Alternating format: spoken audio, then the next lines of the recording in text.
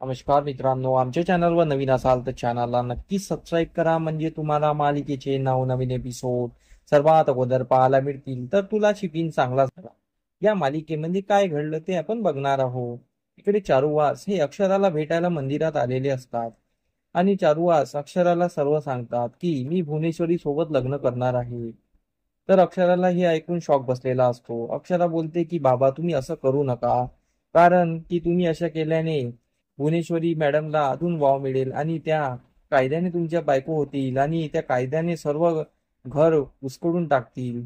तर चारुवास बोलतात पण काय करू मी, याच्या अगोदर तर बिना कायद्यानेही तिने सर्व काही केलेलं आहे आणि घराची वाट लावलेली आहे.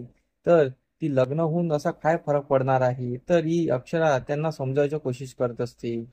अक्षरा बोलत असते की बाबा, पण तुम्ही जर त्यांच्याशी लग्न केलं तर त्या कायद्याने तुमच्या बायको होतील आणि त्या कायद्याने जे काही सर्व हक्क आहे ते तुमच्यावर गाजवतील आणि अधिपतीवरही गाजवतील आणि त्या घरावर कायद्याने अधिकार गाजवतील आणि मग ते कायद्याने आम्हा दोघांना जवळ येऊ देणार नाही.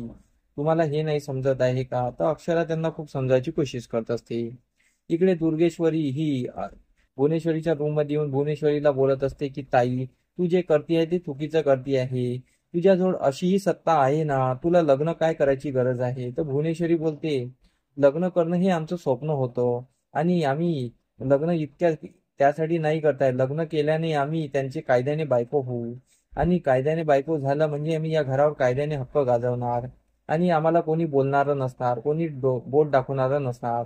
आम्ही सर्व कायद्याने करू आणि मास्तरीबाई या घरात तर येतील, पण त्यांना आम्ही कायद्याने सासूरवास घडवू. जशी सासू सासूरवास घडवते ना तसं घडवू, म्हणजे आम्ही कायद्याने घडवू शकणार, म्हणजे आम्ही परके नसणार.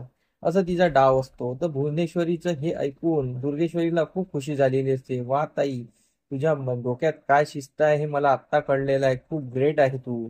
तर भुवनेश्वरी बोलते, ग्रेट आहे ना, तर मग आता तू एक काम कर की मास्तरीबाईला कसं घरी आणायचं, कसं तिला मनवायचं हे विचार कर. आणि दोघे विचार करायला लागतात. इकडे अधिपती आणि ओंकार ऑफिसमध्ये बसलेले असतात आणि ओंकार अधिपतीला विचारत असतो की काय झालं भावा, तू शांत शांत का आहेस.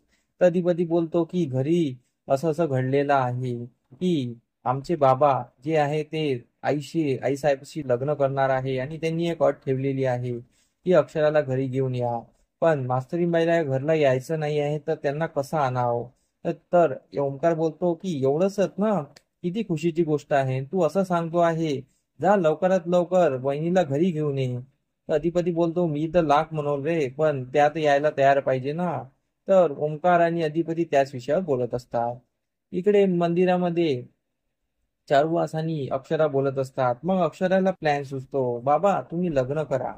मी ते नाही म्हणत आहे लग्न करा, तर लग्न करा आणि लग्नाची तयारी सुद्धा करा आणि वेळेवर आपण पलटी मारूया.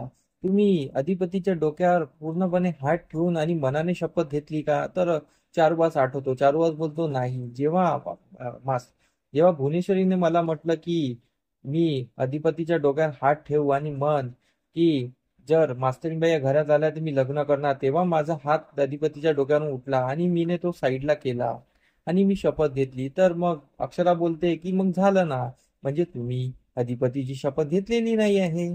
तर चारुवास बोलतात, वा वा सुनबाई, मला अक्षरा तुझ्याकडून हेच म्हणणं होतं, पण तू आज बरोबर तुझं डोकं चालविलं.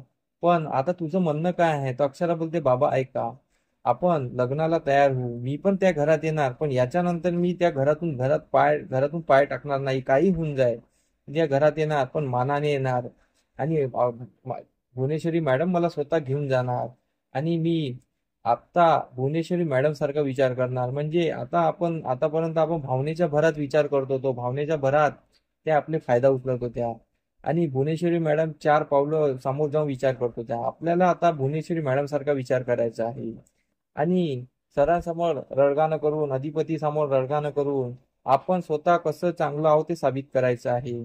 आपण भुवनेश्वरी मॅडमची चाल चालूया, म्हणजे त्या कशा आणतात, चेहरा दाखवतात, मनात एक न चेहऱ्यावर एक, तसं आपण आता भुवनेश्वरी मॅडम सारखं करूया आणि त्यांना चांगला धडा शिकवूया.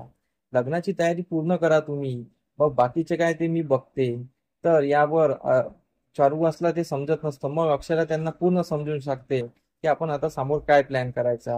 मग चारुवास खूप खुश होतात. तर चारुवास बोलतात चल मग मी ते प्लॅन करायला वर्क करायला तयार आहे. तर मग अक्षरा बोलते की आता तुम्हाला समजला ना प्लॅन. तर मग त्यावर चारुवास बोलतात मग चल आत्ताच घरी चल. तर अक्षरा बोलते मला कुठे माहित आहे की त्या भुवनेश्वरी मॅडम मला बोलवणार आहे. तर चारुवास बोलतो वा वा आतापासून तयारी आहे. मग तेवढ्यात इकडे दुर्गेश्वरीने कॉल करायला घेतला असते, कारण की भुवनेश्वरीने दुर्गेश्वरीला बोललं असते की अक्षराला तू कॉल कर, आणि जर तिने तुझा कॉल नाही उचलला तर मग आम्ही कॉल करू. तर भुवनेश्वरी दुर्गेश्वरीच्या हाताने कॉल करून घेते आणि दुर्गेश्वरी तिला कॉल करते. तर मग अक्षरा तिचा कॉल उचलत नाही. दुर्गेश्वरी बोलते मास्तरींना किती माज आहे, माझा कॉल उचलत नाही ती. तर मग थोड्या वेळाने चारुवास बोलतात की अक्षरा उचलून घे कॉल, काहीतरी काम असेल उचल आणि स्पीकर फोन ठेवू. तर मग अक्षरा साजू सणाचा आव आणते आणि बोलते की बोला मॅडम.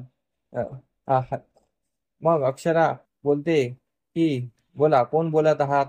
तर त्यावर दुर्गेश्वरी बोलते की मी बोलत आहे. तर अक्षरा बोलते मी म्हणजे कोण.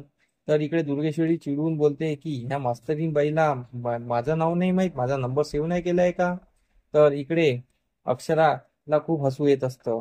अक्षरा अजून बोलते की तुम्ही कोण. तर मग या इकडे दुर्गेश्वरी चिडून बोलते मी दुर्गेश्वरी, अधिपतीची मावशी.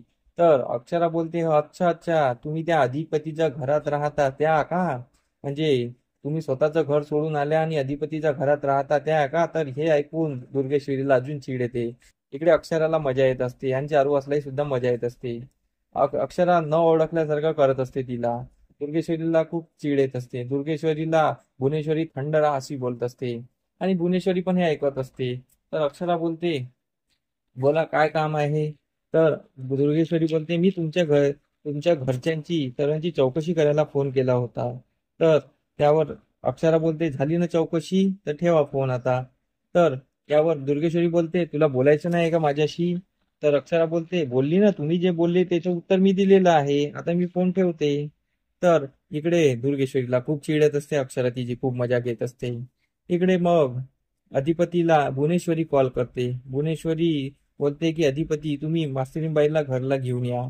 तर अधिपती बोलतो मला तुम्ही ते सांगा नको आईसाहेब, कारण की तुम्ही कॉल करा अगोदर, जर तुमच्याने नाही झालं तर मग मी त्यांच्या घरी जाऊन त्यांना घेऊन येईल, असं अधिपती बोलत असतो. तर इकडे भुवनेश्वरी बोलते की ठीक आहे. मग भुवनेश्वरी आता अक्षराच्या घरी जाणार आहे आणि अक्षराला मानाने घरी घेऊन येणार आहे. पण अक्षरा भुवनेश्वरीची चांगलीच वाट लावणार आहे हे समोरील भागात आपल्याला कळणारच आहे. तर आमचा एपिसोड कसा वाटला मला कमेंट करून नक्की सांगा. धन्यवाद.